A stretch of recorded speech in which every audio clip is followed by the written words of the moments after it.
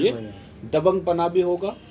अगर इससे भी चपड़ते तो फिर राजभर जैसे इसके साइड में कर दिए, लास्ट में वो भी टूट के उधर को सरकार बनवा देंगे।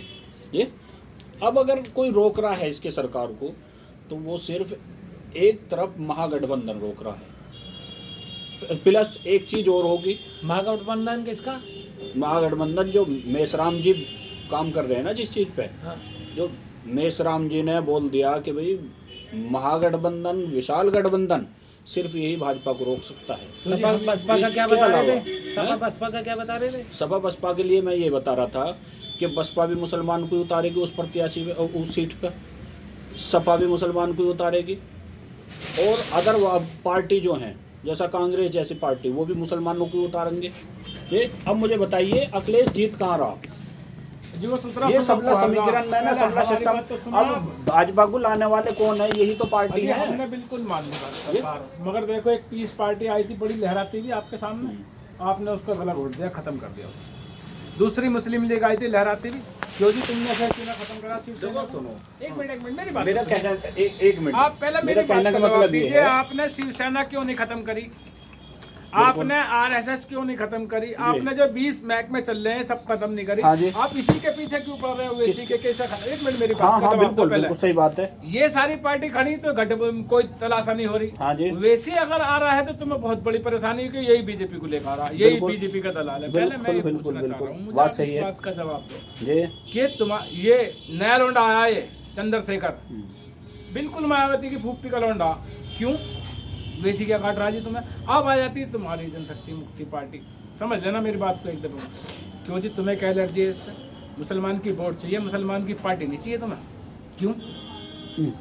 वोट चाहिए हमारे। एक मिनट, जैसे दूसरी पार्टी चल रही थी ऐसे फिर आप मेरी चलने का बात काम कर रहे हैं। सुनिए, मेरी बात थोड़ा समझने की बात करिए मेरी बात जी, समझाओ। मैं जो है मैं बगावत नहीं कर रहा, समझाओ मुझे, समझाओ प्यार से। हाँ मैं ये बताना चाह रहा हूँ कि ये जो बहुजन मुक्ति पार्टी है ये सबको एक प्लेटफॉर्म पर लाने का काम कर रही है। हमारे वैसी कोई ले रही है, देखिए मैं आपको ले बता रही है दूं, साथ में। नहीं मैं आपको ले बता रही है। जी दूं, बताओ। देखिए हाँ बहुजन जी। मुक्ति पार्टी ने इतना मेहनत कर रखी कई बार ले है। लेगी तो सुन लिए, मैं दिक्कत बता आ रहा रही है हूँ, नहीं तुम मैं तो बता जीते रहा रखे हो। हूँ, प्रदेश अध्यक्ष कौन है? कौन है? किस बताइए पार्टी आप का? एबीएम के? मुझे नहीं पता, मैं तो ओवैसी किसी के जी भी दौरे नहीं हूँ। और वैसे हिमायत कर रहे हो आप। शौकत है। मैं तो- शौकत साहब हैं, हाँ, मैं नहीं हूँ भाई शौकत साहब। साहब की माननीय वामन मेश्राम साहब ने जो मोर्चा बनाया है आरपीएम यानी राष्ट्रीय परिवर्तन मोर्चा, उसमें कई बार मीटिंग कर ली, बुलाया गया, लेकिन वो लोग आने को तैयार नहीं। क्योंकि अभी मैंने आपको ये दिखाया कि ये माचिस की तिल्ली है, इस पे देखिए ये मसाला लगा हुआ है, यदि मैं इसको जलाता हूँ तो जल गया, और मैं इसे कहीं पे भी लगाऊंगा आग लग जाएगी सब जगह। ऐसे ही यदि मेरे इसमें एक तिल्ली में जहर है लगा हुआ, और जहर मैंने उसको पानी में डुबा करके या दूध में डुबा करके पी लिया, तो मैं मरूंगा या जीऊंगा? ये बताएं पहले तो आप। मर जाएंगे जी। मर जाऊंगा। तो ऐसे ही ओवैसी साहब की जो पार्टी है उसके यहाँ पर भी ब्राह्मणों का कब्जा है। ऐसे ही कब्जा किसमें है? बसपा पे। बसपा में कब्जा है मिश्रा जी का। ऐसे ही कब्जा है समाजवादी पार्टी पे। अभी समाजवादी पार्टी में भी आपने देखे होंगे फोटो वायरल हो रहे या नहीं हो रहे, तो अभी माननीय मुलायम सिंह जी का स्पीच सुन लो संसद में। उन्होंने ये कहा है और ये भी मनोकामना की है कि प्रधानमंत्री माननीय नरेंद्र मोदी जी या इनकी संसद ही आए, या जो उसमें सांसद जीत करके गए वो ही आए। यानी चाहे वो गलत कर रहे हैं तो वो भी उसी के साथ हैं। दूसरा, अभी मेरठ में जो अभी एक प्रोग्राम हुआ था उसमें जो है बीजेपी के अध्यक्ष आए थे। कौन आए थे? नड्डा जी। वो क्या कह के गए कि जितने भी लाल टोपी वाले यानी समाजवादी पार्टी के हैं ये भी हमारे हैं, क्योंकि ये चुनाव हो जाने दो, और चुनाव होने के बाद में ये भी जो है भगवा कलर के हैं, ये भी हमारे हैं, हमारे अंडर में हैं। अभी जो है मोहन भागवत जी का देखिए, मोहन भागवत देखिए जो इनकी ब्राह्मणों की अब्बा हैं सबके, वो अभी मुलायम सिंह जी से बैठ करके बातचीत हुई, घर में जा रहे हैं या वो आ रहे हैं। ठीक, अभी आप मुझे ये बता दीजिए कि ये हमारा देश ऐसे बच जाएगा? 3% ब्राह्मण पूरे देश पे है, काबिज है। IAS PCS अभी बिना एग्जामिनेशन के बना, आपके बच्चों ने पैसा दिया, बने, पढ़ाई लिखाई करी, और फिर भी वो आज IAS PCS नहीं बन सकते। क्यों नहीं बन सकते? क्योंकि 3% ब्राह्मणों ने पूरा कब्जा कर लिया। जज वो बन रहे हैं, ISPCS वो बन रहे हैं, SC ST OBC को जो आरक्षण मिल रहा था वो नहीं मिला। OBC को आज तक 52% होते हुए, आप भी OBC में आते हो, मैं भी OBC में आता हूँ, आप भी आते हो, सारा जो है OBC सबसे ज़्यादा आज 52% 1971 की जनगणना, वो 1931 की जनगणना के अनुसार था 52%, यानी 52%। और आज की डेट में कितनी जनसंख्या बढ़ी है, तो SC ST OBC के ही सबसे ज़्यादा बच्चे पाए जाते हैं। ब्राह्मण बनिया ठाकुर के यहाँ एक या दो, एक बच्चा, तो उनकी तो जनसंख्या कम हुई है। उसके अनुसार 3% से तो यानी 3.5% से माइनस होनी चाहिए, घटना चाहिए। और इसकी OBC की आज कम से कम 65% जनसंख्या है, लेकिन जाति आधारित गिनती नहीं हुई, कभी भी नहीं हो पाई। जब ये संसद हमारा भारतीय संविधान बना, सबके अधिकार के लिए बना, लेकिन संसद में जितना भी ये संविधान गया हाथ में, बाबा साहब ने सौंपा तैयार करके, ब्राह्मणों के हाथ में गया। और ब्राह्मणों ने जब ये आज़ादी की होते हुए, देश आज़ाद होते हुए 65% ब्राह्मणों को विधायक सांसद बनाया, टिकट दिए। और हिंदू का नाम उन्होंने आज तक जप करके कितना कब्जा किया। 3% लोगों ने, जो 3% है वो अपने घर का एक मोहल्ले का पार्षद नहीं बन सकता। और आज केंद्र में जो है सत्ता पे है, आप कह रहे ओबीसी को मना नहीं कर रहे, जब उसके साथ में वो जहर साथ चल रहा है वो क्यों मिलने देगा? उसके घर में भी जो ब्राह्मणी है, आप देख सकते हो जा करके, मैं बता रहा हूँ आपको। आप ऐसे कैसे कह रहे हो? वो क्यों नहीं आ रहे? जब हमने उनको ऑफर दिया, महागठबंधन में उनको बुलाया गया, क्यों नहीं वो गठबंधन में आ रहे? क्यों नहीं आ रहे? वो कर रहे हैं। मैंने 10 बार कॉल करी, अभी आपके सामने कॉल करता हूँ शौकत भाई को, वो फोन नहीं उठाते। और मैंने, मेरे दोस्तों ने कई बार लाइन पर लेकर के मुझे बात कराई, वो करने को राजी नहीं है। आप क्या बात करें? मैं प्रदेश मीडिया प्रभारी हूँ, क्या मेरी बात नहीं चल रही? मैंने तुम्हारी बात मान ली। फिर बहुजन मुक्ति पार्टी एकमात्र ऐसी है जो संविधान बचाने के लिए लगी हुई है। और देखिए, संविधान बचाने के साथ साथ आज 37-38 जो है राष्ट्रीय परिवर्तन मोर्चा में दल आ चुके हैं, राजनीतिक संगठन। तो उससे बड़ा संगठन कोई है? भाई वो अफवाह कहाँ से लाए? तुम उसके घर में ब्राह्मण नहीं है। अफवाह नहीं है, सच्चाई है। और नहीं तो उसके वहां तक चले जाओ। और दूसरा, आपको एक चीज और बतला दूं, नहीं पैतरे नहीं, मैं हकीकत पे बात करता हूँ। हिंदुस्तान हमारे देश का ही नहीं है।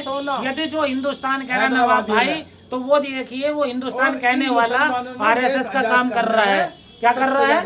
RSS का काम करता है यदि हिंदुस्तान कहता है। क्योंकि हमारे देश में देखिए, RSS और जो है BJP, वो हिंदुस्तान बनाना आपके नाम से है, आप उसका सहयोग कर रहे हो, यानी हिंदू राष्ट्र बनाना चाहते हैं, और आप उसको बिल्कुल खुलेआम कह रहे हो हिंदुस्तान, यानी हिंदुओं का स्थान।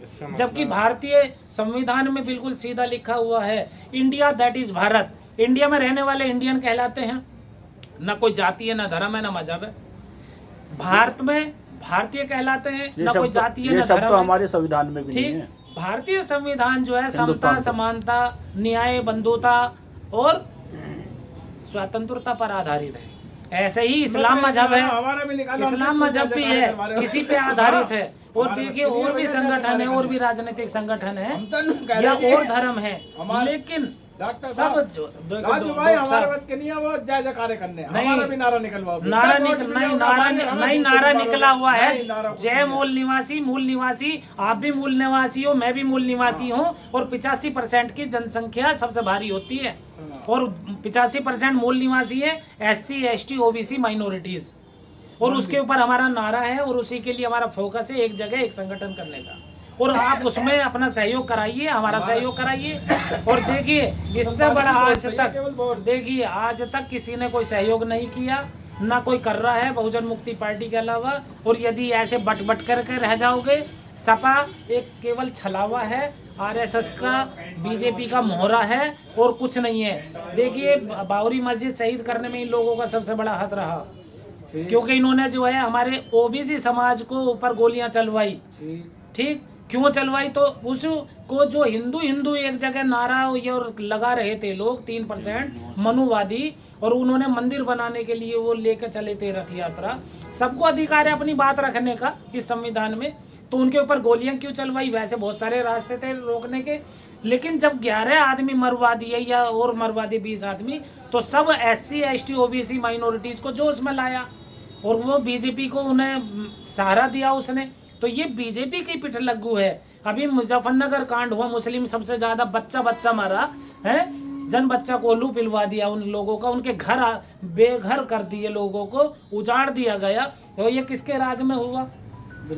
फिर मुसलमान के लिए किसने हक दिया? आज तक कुछ दिया? मुलायम सिंह ने मुझे बतलाओ कितनी जॉब दी, कितनी तनख्वाहें बांटी, कितना लोगों को सहयोग दिया, तो हम भी कह रहे हैं कि कितने वोट हमारी मुस्लिम जो है गवर्नमेंट में भर्ती किए? 4% वाले आदमी मुस्लिम शिक्षित नहीं है क्या? मुस्लिम शिक्षित है, मुझे ये बतलाए मुस्लिम के नाम पर कि इतनी लोगों को नौकरियों पर रखा, लेकिन वहाँ केवल 3%, 4%, 7% यादव ही भर्ती किए गए।